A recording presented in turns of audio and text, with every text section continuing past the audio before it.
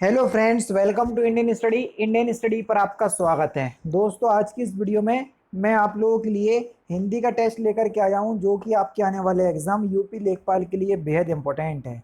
Video को and तक जरूर देखिएगा, क्योंकि लास्ट में मैं आपसे क्वेश्चन भी पूछूंगा और उसका आंसर आपको कमेंट बॉक्स में बताना होगा। साथ ही साथ इस वीडियो की पीडीएफ डिस्क्रिप्शन में टेलीग्राम चैनल का लिंक दिया हुआ है, वहां से आप प्राप्त कर सकते हैं। चलिए दोस्तों, स्टार्ट करते हैं और देखते हैं पहला क्वेश्चन। ए राकेश यहाँ आओ, इस वाक्य में कौन सा कारक है?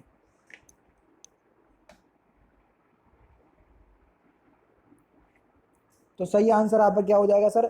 ए राकेश यहाँ आओ, इस वाक्य में कौन सा कारक हो जाएगा? देखो, डंडा बिंदी लगाए, संबोधन कारक हो जाएगा। बस सिंपल सा क्वेश्चन, दूसरा ऑप्शन करेक्ट। सकर्मक क्रिया आपको बतानी है। ऐसी क्रियाएं जिनको पूरा करने के लिए भारी साधन की आवश्यकता हो, उसको सकर्मक क्रिया बोलेंगे हम। जल्दी बताओ कौन सी सकर्मक क्रिया है? उसने कार बेच दी, बेचने के लिए कार की आवश्यकता तो होगी ना, इसलिए सकर्मक क्रिया, तीसरा ऑप्शन करेक्ट। मक्खन का तत्सम शब्द क्या होगा? जल्दी से बताओ। मक्खन का तत्सम शब्द हो जाएगा मृक्षण, चौथा ऑप्शन करेक्ट। निम्नलिखित में से संयुक्त वाक्य की पहचान करना है। जो वाक्य और, लेकिन, किंतु, परंतु इन सभी से जुड़े, समझ जाना कि संयुक्त वाक्य है। उसने खाया और सो गया, और से जुड़ा, बस संयुक्त वाक्य का उदाहरण हो जाएगा, तीसरा ऑप्शन करेक्ट। पंच शब्द का अनेकार्थी शब्द कौन सा नहीं है? पंच का मतलब पांच होता है, ग्राम सरपंच होता है, निर्णय करने वाला होता है, पंचानन नहीं होता है। चौथा ऑप्शन करेक्ट। पंचानन यानी कि पांच है मुख जिसके, उसको बोलते हैं। लालटेन शब्द निम्नलिखित वर्गों में से किस वर्ग में आता है? लालटेन, लालटेन एक विदेशज भाषा का शब्द है। चौथा ऑप्शन करेक्ट।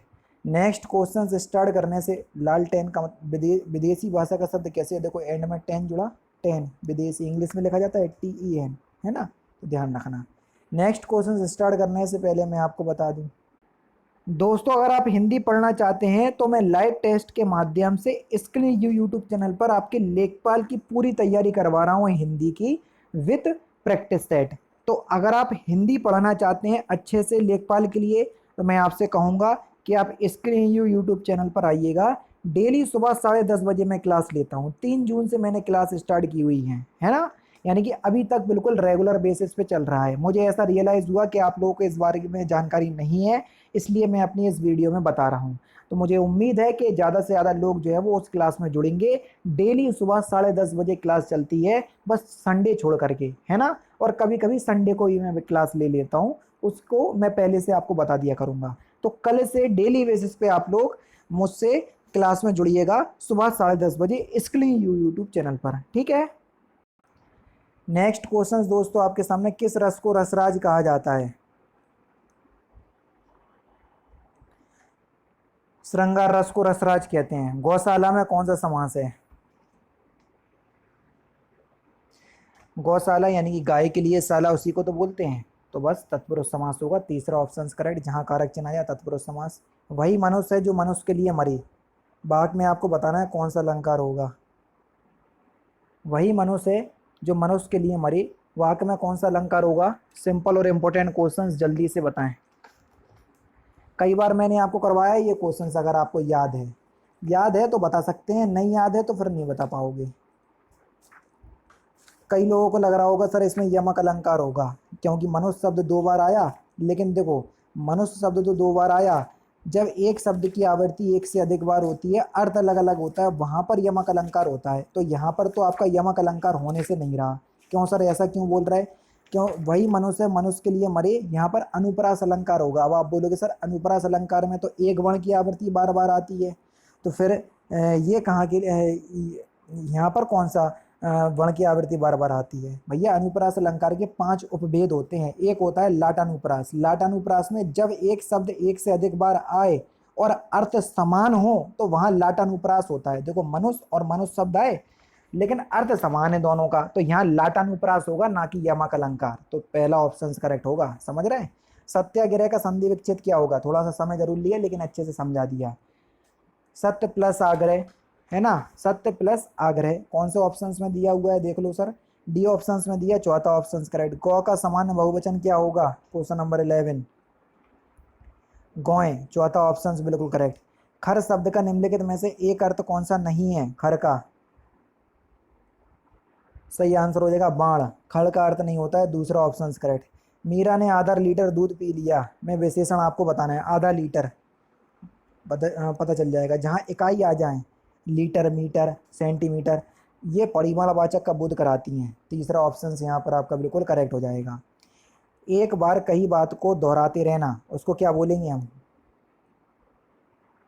उसको हम पिष्ट पेषण बोलते हैं। तीसरा ऑप्शन करेक्ट। सही कहावत पहचानी है। नाच ना जाने आंगन टेढ़ा, सिंपल सा क्वेश्चन है। दूसरा ऑप्शन करेक्ट। राम अयोध्या के राजा थे कहाँ है ना? कौन सा चिन्ह है, जल्दी से बताओ। तो सही आंसर हो जाएगा पूर्ण विराम। ये जो विराम चिन्ह है, ये पूर्ण विराम का चिन्ह है ना? भारतीय शब्द का बहुवचन क्या होता है? तो सही आंसर हो जाएगा भारतीयों। पहला ऑप्शन यहाँ पर आपका बिल्कुल करेक्ट। वर्तनी की दृष्टि से शब्द का शुद्ध रूप कौन सा है, जल्दी बताओ। वंदना किस प्रकार से लिखेंगे? चौथा ऑप्शन करेक्ट। निम्नलिखित प्रश्न में से समूहार्थक शब्द को छांटिए, कौन सा समूहार्थक शब्द है? समवाय। तीसरा ऑप्शन करेक्ट। किसी वाक्य के अंश को हम निम्नलिखित में से क्या कहेंगे?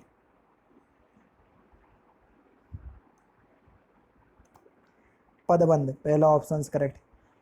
तीर्थों के पंडे पुजारी प्रायः ऐसे यजमानों की खोज में रहते हैं, फिल इन द ब्लैंक्स हों। फिल इन द ब्लैंक्स के स्थान पर आपको बताना है सूटेबल वर्ड। तीर्थों के पंडे पुजारी प्रायः ऐसे यजमानों की खोज में रहते हैं जो आंख के अंधे और गांठ के पूरे हों। यानी कि इस क्वेश्चन का पहला ऑप्शन यहाँ पर आपका बिल्कुल करेक्ट होगा। रिक्त स्थान की पूर्ति करना है। राम की फिल इन द ब्लैंक्स केवल इसलिए हुई क्योंकि राजीव उसकी फिल इन द ब्लैंक्स अधिक बुद्धिमान है। 22। रांग की उपेक्षा केवल इसलिए हुई क्योंकि राजीव उसकी अपेक्षा अधिक बुद्धिमान है। यानी कि इस क्वेश्चन का तीसरा ऑप्शन करेक्ट होगा। सांप को दूध पिलाना, इस मुहावरे का सही अर्थ क्या है?